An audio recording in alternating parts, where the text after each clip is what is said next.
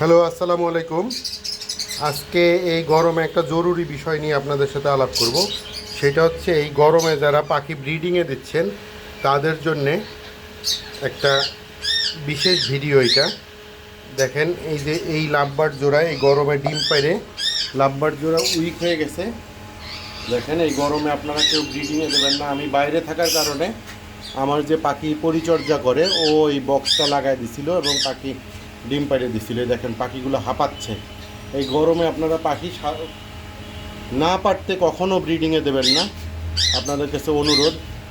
কারণ এই গরমে পাখিদের দেখেন আমাদের সব ব্রিডিং বক্স আমরা খুলে রাখছি, সব পাখির ব্রিডিং বক্স আমরা খুলে রাখছি, সব ব্রিডিং বক্সগুলো আমরা খুলে রাখছি।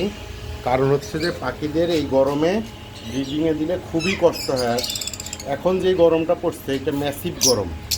এবং আর একটা ক্ষতিকর দিক হচ্ছে পাখি ডিম পারবে, কিন্তু ডিম সাধারণত এই গরমে পাখি ঠিকভাবে তা দেয় না, অথবা পাখি ঠিকভাবে ক্রসও করে না, সেজন্য ডিম জমে না। যেমন ধরেন, আমি এখন আপনাদের দেখাই, সেটা হচ্ছে এই যে এই ডিমগুলা দেখেন, একটা ডিমও এই দেখেন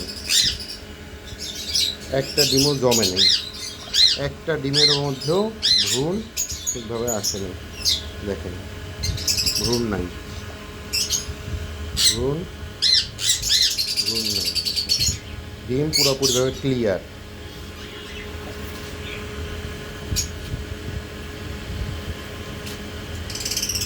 এখন কথা হচ্ছে, এই যে পাখিগুলো ডিম পারলো, এতদিন ধরে নেস্টিং করলো, তারপরে ডিমগুলো পারলো, ডিমে আবার তাও দিছে প্রায় 10 দিন।